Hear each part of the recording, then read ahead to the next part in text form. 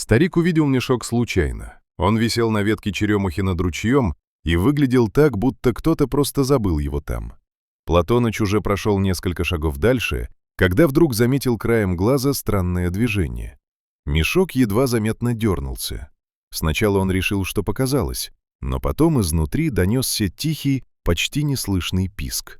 И в этот момент он понял — внутри кто-то живой. Он шел той же тропой, по которой ходил много лет. Дорога огибала огород, спускалась к низине и выводила к ручью под старой черемухой.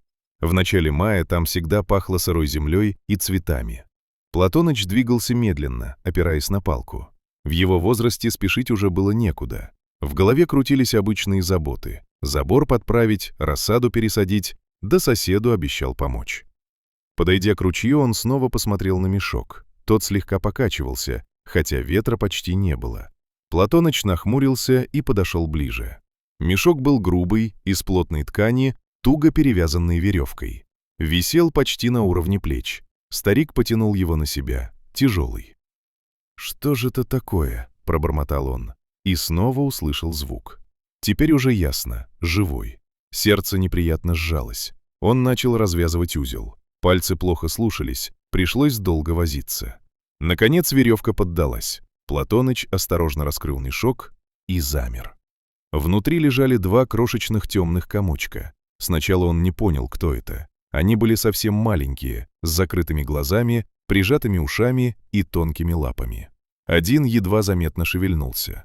И тут старик догадался. Медвежата. Он слышал, что в лесу за оврагом иногда видели медведицу. Видно, что-то случилось. Может, ее убили, а малышей кто-то нашел, но не решился добить и просто оставил. Повесил мешок на дерево и ушел.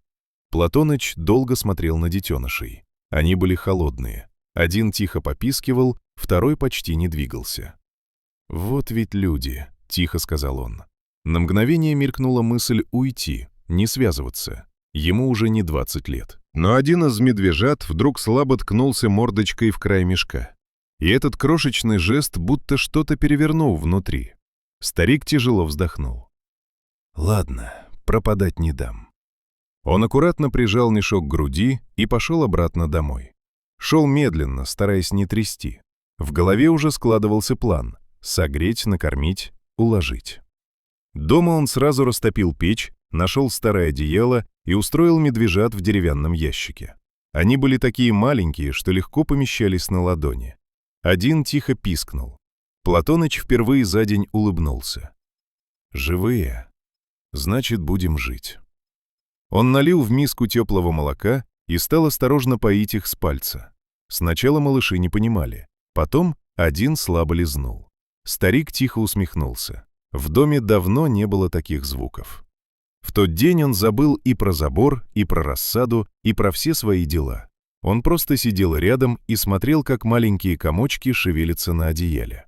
Иногда они тихо попискивали, иногда засыпали, а Платоныч сидел рядом. И впервые за много лет почувствовал, что в его доме снова появилась жизнь.